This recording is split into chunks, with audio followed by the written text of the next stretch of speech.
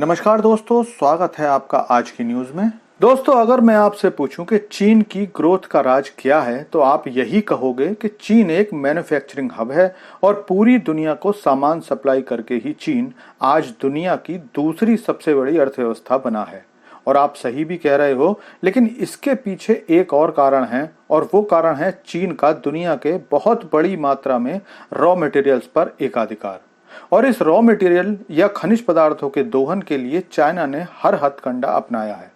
लेकिन इस सारी बात को इस वीडियो में डिस्कस करने का क्या कारण है, तो वो मैं आपको सारी जानकारी देता हूं।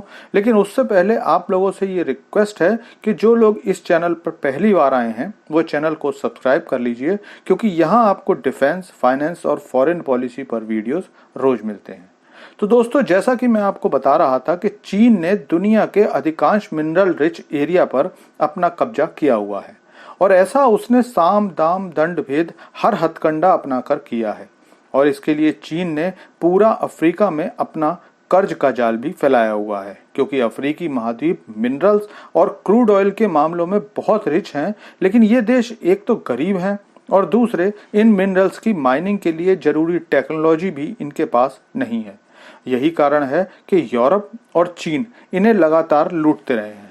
लेकिन अब अफ्रीका और ज्यादा लूटने को तैयार नहीं है। खबर आ रही है कि अफ्रीकी देशों ने चीनी दादागिरी को तो ना कह ही दिया है, साथ ही अब चीन को दिए हुए माइनिंग के ठेके भी रद्द करने शुरू कर दिए हैं।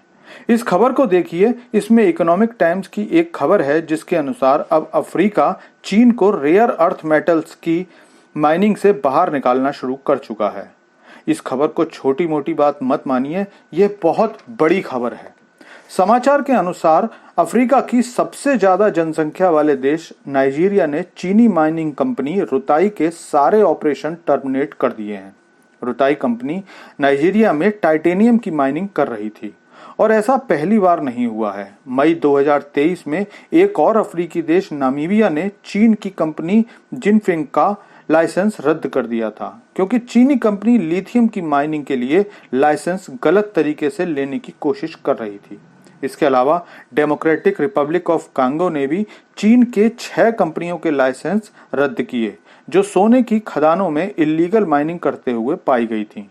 जिसके बाद वहां के हथियारबंद लोगों ने हमला करके 2 चीनी मजदूरों को मार दिया था। और क्योंकि अब अफ्रीका के नागरिक चीनियों से नाराज रहते हैं, हाल फिलहाल में 9 चीनी मजदूर अफ्रीकी लोगों द्वारा मारे जा चुके हैं, क्योंकि उन्हें लगता है कि चीनी कंपनियां धोखे से अफ्रीकन खनिज लूट कर ले जा रहे हैं। दरअसल चीन ने अफ्रीका के कई देशों में रेयर अर्थ मेटल्स की माइनिंग के ठेके लिए हुए हैं। इन देशों की ये पुरानी शिकायत रही है कि चीनी कंपनियां अक्सर उस क्षेत्र में भी माइनिंग करती हैं जहां उन्हें माइनिंग की अनुमति नहीं होती है। पिछले काफी समय से अफ्रीकी सरकारें इन चीनी कंपनियों को चेतावनी दे रही थीं कि ऐसा मत करिए, क्योंकि एक तो इससे इन देशों की प्राकृतिक संपदा को चीनी कंपनियां लूटती हैं और उसके अलावा सुरक्षा के जरूरी इंतजाम न होने के कारण इन खदानों में आए दिन लोगों के मरने की खबरें भी आती रहती हैं। साथ ही सरकार को पता ही नहीं चलता कि कितनी जमीन को ये कंपनियां खोखला कर चुकी हैं, जिसके बाद अगर दूसरी किसी कंपनी को ठेका दिया जाता है तो उसे उतना खनिज नहीं मिलता जितना कि उसे उम्मीद थी। और इसी सबसे परेशान होकर अफ्रीकी देश नाइजीरिया ने अब चीनी कंपनियों के अवैध खनन को सख्ती से रोकना शुरू कर दिया है।